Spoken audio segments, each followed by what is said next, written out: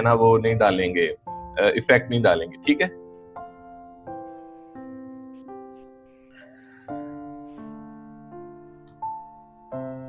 अब HTML में colour किस तरीके से आप यूज कर सकते हो वो मैं आपको बताता हूँ। HTML के अंदर बेसिकली 3-4 मेथड हैं जिसके थ्रू आप कलर ऐड कर सकते हो अपने वेब पेजेस के अंदर, अपने बैकग्राउंड के अंदर, अपने हेडिंग्स में, पैराग्राफ्स में जो RGB है, ठीक है, रेड ग्रीन ब्लू। एक तो है कि सिंपली आप अपने नाम को नाम लिखो, ठीक है ना, tomato, orange, blue, green, light grey, grey, yellow, मतलब जो से आप बोल सकते हो कलर, ठीक है, ग्रीन, ब्लैक, ब्लू, इस तरह के फेमस जो कलर्स हैं।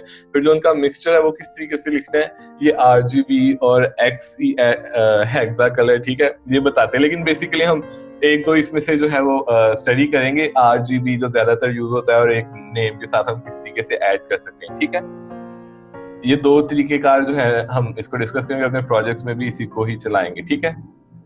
अब ये देखें, अब बैकग्राउंड कलर जो है वो डोगर ब्लू है, ठीक है। इसको आप पहले समझने के लिए सिंपली ब्लू, अब ये एक H1 जो है वो हेडिंग 1 का टैग है, इसके अंदर स्पेशल एट्रीब्यूट्स डाल के ये एक केस कैडिंग स्टाइल शीट का, अब्दुल्ला का एक क्वेश्चन था कि केस कैडिंग स्टाइल शीट का और HTML का कैसे पता चलेगा। अब ये देखें, ये जो स्टाइल लिखा हुआ है इससे पता चला ये केस कैडिंग स्टाइल शीट के, क्योंकि इसके अंदर एक प्रॉपर्टी है, उसकी वैल्यू है, ठीक है, और उसका नाम है, ठीक है। प्रॉपर्टी का नाम, उसकी वैल्यू है, ठीक है, और वो खुद लिखी हुई है। तो कहने का मकसद है कि आपने स्टाइल से ये बता रहे हो कि ये केस कैरिंग स्टाइल शीट का एक कोड लिखा है, और उसके बाद करना क्या, हमने वो बैकग्राउंड का कलर चेंज करना है, और कलर होना किसी ब्लू होना चाहिए। ये हमने सेमीकोलन लगाया और फिर डबल क्वेश्चन के साथ और एंगल ब्रैकेट क्लोज की हमने, और फिर हेलो वर्ल्ड लिखा, और टैग हमने क्लोजिंग टैग लगा दिया। HTML तब तक होता है जब यहाँ पे सिर्फ HTML का ही टैग यूज हो रहा होता, ठीक है, हेडिंग का टैग यूज हो रहा था। लेकिन क्योंकि अब इसके अंदर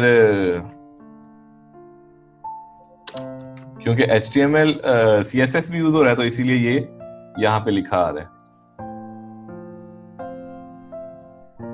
इसको मैं आपको चला कर दिखाता हूँ।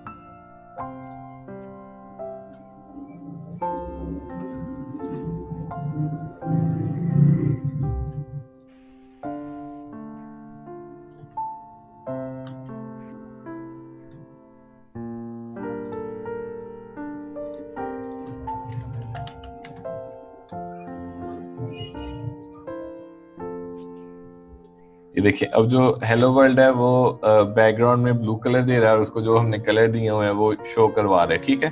तो इसका मकसद ये है यहाँ पे कि आप ने जो भी कंटेंट लिखा है पैराग्राफ में उसको आप कलर टोमेटो कलर दे रहे हो, ठीक है, और जो हेडिंग है उसको ब्लू कलर दे रहे हो। अब इससे आपको पता चल रहा है कि पी पैराग्राफ का टैग है और उसके अंदर जो स्पेशल एट्रीब्यूट्स डाले गए हैं CSS के, तो फिर उसको आप बैकग्राउंड कलर उसका चेंज कर रहे हो। जब बैकग्राउंड कलर तो इसमें भी लिखा हुआ है, इसमें भी लिखा हुआ है, जब H1 के साथ लिखा जाएगा तो ये H1 का चेंज कर देगा, जब P के साथ लिखा होगा तो P का चेंज कर देगा। लेकिन तरीकेकार वही रहेगा, आप इन दोनों को ब्लू भी कर सकते हो, ठीक है।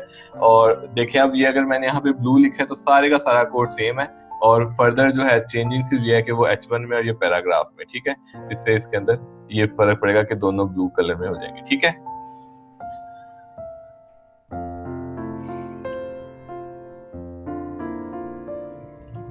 अच्छा, जो RGB है उसको लिखने का क्या तरीका है? बेसिकली RGB जो है ना वो रेड, ग्रीन और ब्लू है। ये तो हमने जो पिछला पढ़ा है इसमें सिंपली हमने ये बताया कि आप कलर के साथ कैसे लिख सकते हो। अगर आप अपनी डिफाइन की हुई जो वैल्यूज हैं, रेड कितना होना चाहिए, ग्रीन कितना होना चाहिए और ब्लू कितना होना चाहिए, अगर वो डिफाइन करना चाहते हो तो आप RGB को यूज करोगे, ठीक है। और इसकी वैल्यू 0 to 255, इनका बेसिकली एक बिल्ट इन इसकी टेक्निक है कि हम ज्यादातर किसी भी चीज को काउंट करना हो तो 1 से 100 के दरमियान काउंट करते हैं, ठीक है। लेकिन जो इसको लिखने का तरीका है वो हम 0 से 255 तक लेकर जाते हैं, इसको माइनस में भी फिर लिखते हैं, ठीक है। इस को मैं आपको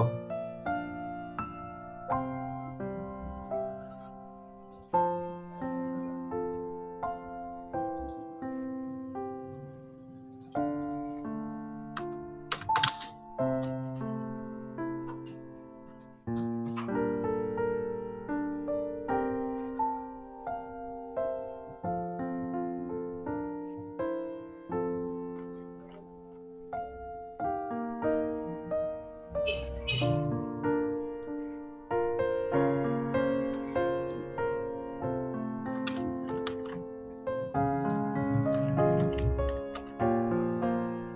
ये देखिए यहाँ पे रेड की वैल्यू 255 लिखी हुई है, ग्रीन की 99 लिखी हुई है, और जो ब्लू है उसकी 71 लिखी हुई है। ये ब्लैक कलर में शो हो रहा है, ये बेसिकली लिखा कोड ही हुआ है, लेकिन ये क्योंकि ब्लैक कलर में तो बेसिकली ये कंटेंट है, ठीक है। और इसमें जो है नेक्स्ट में वो सिर्फ उसकी वैल्यू दी गई है हेक्सा के साथ, ठीक है। एक तो है कि आप सिंपली कलर दे दो, एक है कि आप आरजीबी दे दो, ठीक है। आरजीबी मतलब रेड, ग्रीन और ब्लू दे दो, और एक हेक्सा है। हेक्सा बेसिकली कॉम्बिनेशन होता है आपके अल्फाबेट्स का और आपके न्यूमेरिक वैल्यूज का, ठीक है। हेक्सा में याद रखना बहुत मुश्किल है, तो आप एक HTML कलर पिकर होता है जिससे आप कोई भी कलर पिक करके आप आसानी से जो है ना वो उसको अपने कोड के अंदर इंक्लूड करवा सकते हैं, जिसमें ये W3 स्कूल्स के ऊपर एक दिया गया। आप इस कलर में से किसी भी कलर को सिलेक्ट करके और उसका जो है यहाँ से शेड पकड़ सकते हो। सपोज मैं अगर ये वाला शेड चाहता हूँ कि वहां पे शो हो, तो इसमें अब 4DA6FF है। अब ये हेक्सा कलर इसका अपना ही है, ठीक है। ये कॉम्बिनेशंस के साथ बना हुआ है। आप इसको यहाँ पे अगर लगा दोगे तो इसको वो वाला कलर वहां पे शो होने लग पड़ेगा। रेड, ग्रीन, ब्लू जो है वो रेड को अगर इंक्रीज कर दोगे आप 255 कर दोगे तो उसमें रेड नुमाया हो जाएगा। बाकी अगर ग्रीन और ब्लू 0 कर दोगे तो वो 0 हो जाएंगे, ठीक है। इस तरह कॉम्बिनेशंस के साथ अगर आपको ये पता है कि रेड में ग्रीन कितना डालें और वो क्या ऑरेंज कलर बन जाते हैं, ब्लू कलर बन जाता है, आप ये चीजें इसमें ऐड करके उनकी वैल्यूज को चेक कर सकते हैं, ठीक है। इसको मैं Ctrl+S कर रहा हूँ और इसको दोबारा यहाँ पे चला कर देखता हूँ।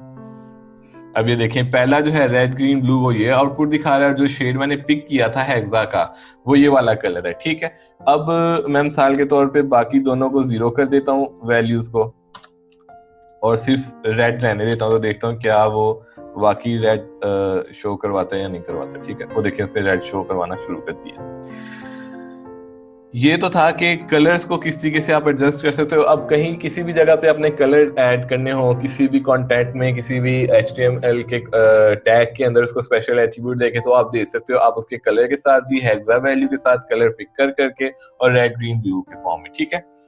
अच्छा, अब कल जो हमने करना है ना CSS का, उसके बारे में आपको थोड़ा सा बता दूं। अभी तक तो हमने जो CSS को पढ़ा है वो सिंपली हमने ये चीज पढ़ी है कि किस तरीके से स्पेसिफिक जगह पे इनलाइन आप स्टाइल यूज करके, स्टाइल का स्पेशल एट्रीब्यूट यूज करके और उसके साथ प्रॉपर्टीज और वैल्यूज को डाल के आप लिख सकते हो कोड को, ठीक है।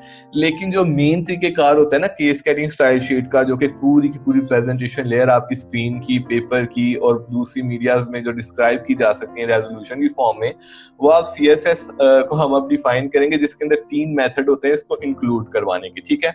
आप ये जो चीज अभी तक आपको मैंने करवाई है इन लाइन करवा रहा था, जिसमें इन लाइन आपने लिखा CSS को, ठीक है ना, जिस तरह आप यहाँ पे भी लिख रहे थे कलर के, ये इन लाइन आपने लिखा हुआ है, ठीक है। अब उसके बाद अगली जो दो हैं, जो इंटरनल और एक्सटर्नल है, इसका मैं आपको थ्योरेटिकल थोड़ा सा कॉन्सेप्ट दे देता हूँ। प्रैक्टिकली इसको हम कल के सेशन में, या जब CSS को केस्केडिंग स्टाइल शीट को पढ़ेंगे उसके तब के सेशन में दूंगा। इंटरनल ये होता है कि आपने एक स्टाइल हेड का जो हम टैग लगाते हैं ना, हेड का ओपनिंग टैग और क्लोजिंग टैग लगाते हैं, वो हमने लिखना है, ठीक है। और उसके दरमियान में हमने फिर स्टाइल का टैग लिख के, मतलब हमने हेड लिखा और फिर हमने टाइटल लिखा, ठीक है। मैं आपको ये थ्योरेटिकल चीजें इसलिए बता रहा हूँ क्योंकि मैंने हेड पोर्शन को बार बार एक्सप्लेन किया कोड के साथ, ठीक है। अब मैं ये समझ रहा हूँ आप मोस्टली स्टूडेंट्स फैमिलियर हो। अगर मैं हेड आपको बता रहा हूँ तो आपको पता होना चाहिए कि हम HTML हमने स्टार्ट किया, बॉडी से पहले हमने हेड का स्टार्ट किया, फिर उसके अंदर टाइटल का टैग लगाया। जहां पे आपने टाइटल का टैग लगाना है, बिल्कुल उसके नीचे हमने स्टाइल का टैग लगाना है, जो हम इनलाइन यूज कर रहे हैं ना केस्केडिंग स्टाइल शीट की प्रॉपर्टीज, वो वहां पर डिफाइन करके, हेड पोर्शन में डिफाइन करके फिर हमने उनको इंक्लूड करवाना है H1 के अंदर, पैराग्राफ के अंदर, ठीक है।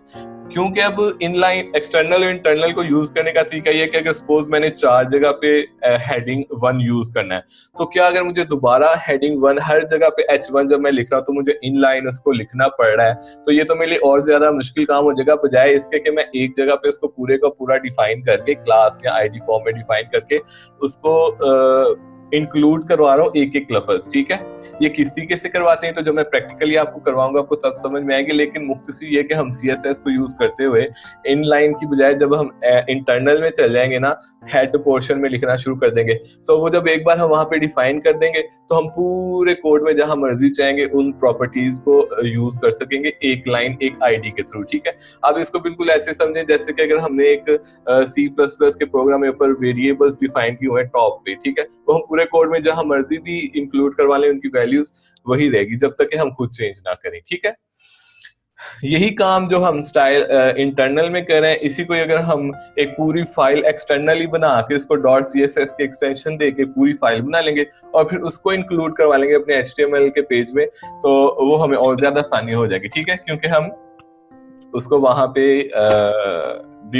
डिफाइन कर देंगे सारी प्रॉपर्टीज को, और वो जब अगर कोड ज्यादा हो जाएगा लेंथ में 100 या 200 लाइंस हो जाएगी, तो बजाय वो सारी लिखने की हम एक एक्सटर्नल फाइल बनाएंगे और उसको आसानी से इंक्लूड करवा लेंगे अपने HTML के सेक्शन में, ठीक है।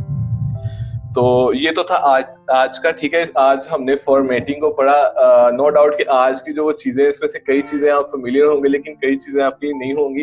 इन फॉर्मेटिंग्स को, इन टैग्स को, इनको बार बार रिपीट करना, समझना आपके लिए, जब तक आप इनको समझेंगे नहीं तो आप फर्दर जो प्रोग्रामिंग लैंग्वेजेस होंगी उनमें आप जो है ना वो उनको कंक्लूड करना आपके लिए थोड़ा मुश्किल हो जाएगा। अब अगर किसी स्टूडेंट का कोई क्वेश्चन है तो वो आप मुझसे पूछ सकते हैं।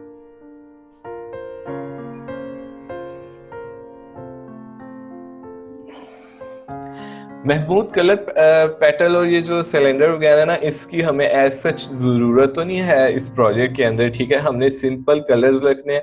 हमारा फोकस अगर डिजाइनिंग की तरफ ज्यादा चला जाएगा ना तो हम डेवलपमेंट की तरफ नहीं कर सकेंगे, ठीक है। अगर आप कहते तो मैं आपको नेक्स्ट में समझा दूंगा कि इसको कैसे सिलेंडर और पेटल को हमने यूज करना है, लेकिन एज सच हमें इसकी कोई खास जरूरत नहीं है। इसको हम कर सकते हैं सिलेंडर वगैरह, जिस तरह अडोब फोटोशॉप में कलर कॉम्बिनेशंस बनाते हो ना कि सेंटर में से उसकी एक यूनिक कलर सारा फैल रहा होता है, वैसे हम कर सकते हैं इसके अंदर भी HTML के, लेकिन उसकी ऐसे हमें जरूरत नहीं, इतनी डिजाइनिंग की तो जरूरत ही नहीं ना। वो एक पूरे का पूरा टॉपिक है जो कवर करता है किस तरीके से कोड का कॉम्बिनेशन हम बनाएंगे कलर्स का, लेकिन उसकी ऐसे हमें जरूरत ही नहीं है।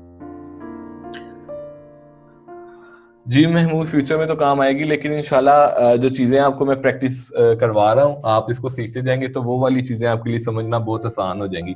आपको अगर एक टैग लगाना आ जाए ना तो आप को बस ये बताना है कि ये टैग इसलिए यूज होता है। जिस तरह मैंने आज आपको एक्सरसाइज भी दी है, ठीक है, कि मैंने आपको 6-7 टैग्स बताए हैं, स्ट्रॉन्ग का, सबस्क्रिप्ट का, सुपरस्क्रिप्ट का। अब आपको जो पता है कि आपने टैग्स को इस्तेमाल कैसे करना है, तो सिंपली आप वो टैग अपने HTML डॉक्यूमेंट में लिखोगे, उसको सेव करवाओगे तो आपको आउटपुट नजर आ जाएगी, ठीक है। और कोई क्वेश्चन किसी का?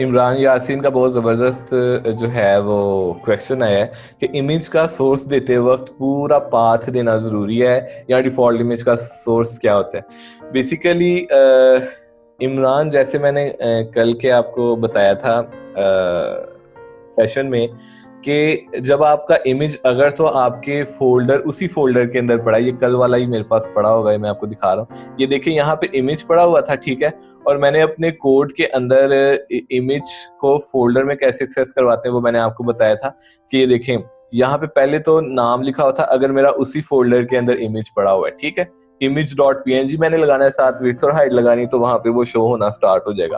अगर अब मैंने एक नया अलग ही इमेजेस, मतलब मेरे 15-20 इमेजेस हैं जो कि पूरे वेब पेज में यूज हो रहे हैं, अब बजाय मैं एक फोल्डर में करने के उसको एक इमेज के नाम से फोल्डर बना लूंगा या ABC के नाम से कोई फोल्डर बना लूंगा, जिस तरह मैंने इधर IMG के नाम से फोल्डर बनाया उसके अंदर रखा हुआ है। इधर मैं 100 इमेजेस भी रखूंगा तो वो मेरे पूरे कोड को डिस्टर्ब नहीं करेंगे, मुझे दूसरा कोड ढूंढने में आसानी रहेगी। तो फिर मैं इसको एक्सेस कैसे करवा सकता हूँ? मैं सिंपल IMG लिखूंगा और एक ये फॉरवर्ड स्लैश लगाऊंगा, ठीक है। तो ये क्योंकि ये HTML की फाइल इसी फोल्डर से सब फोल्डर के अंदर पड़ी है, जिस तरह मैंने आपको बताया था ना, ये डायरेक्टरी समझना आपके लिए बहुत जरूरी है। ये एक फोल्डर है सपोज, जिसको मैंने न्यू फोल्डर का नाम दिया, इसका सब फोल्डर IMG है, ठीक है। मैंने अगर उसको एक्सेस करना, मैं सिंपली सोर्स में IMG लिखूंगा और फॉरवर्ड स्लैश लगा के उसका नाम लिख दूंगा एक्सटेंशन के साथ। तो जिस तरह ये मुझे उसी फोल्डर के अंदर फील हो रहा था image.png, जिस तरह मैं उसको इस्तेमाल कर रहा था, अब मैं सब फोल्डर के अंदर भी आसानी से उसको इस्तेमाल कर पा रहा हूँ, ठीक है। इमरान, आपको क्लियर हुआ क्वेश्चन? मुनीर मुर्तजा जी, मुनीर मुजफ्फर की का मैसेज है कि कल संडे है, क्लास होगी। जी इंशाल्लाह कल क्लास होगी, क्योंकि इस वीक में मैंने एक दो क्लासेस मिस की हैं, तो मैं वो चाह रहा हूँ कि आपका कवर हो जाए, क्योंकि संडे में शाम को 6 बजे ही रखेंगे। अगर आपको कोई काम है अपने, तो आप फर्स्ट टाइम कर लीजिएगा, तो 6 बजे आप आसानी से क्लास अटेंड कर सकेंगे। ठीक है इमरान, आपको क्लियर हो गया, अच्छी बात है। अगर आपने कोई और भी क्वेश्चन पूछना है तो आप पूछ लें।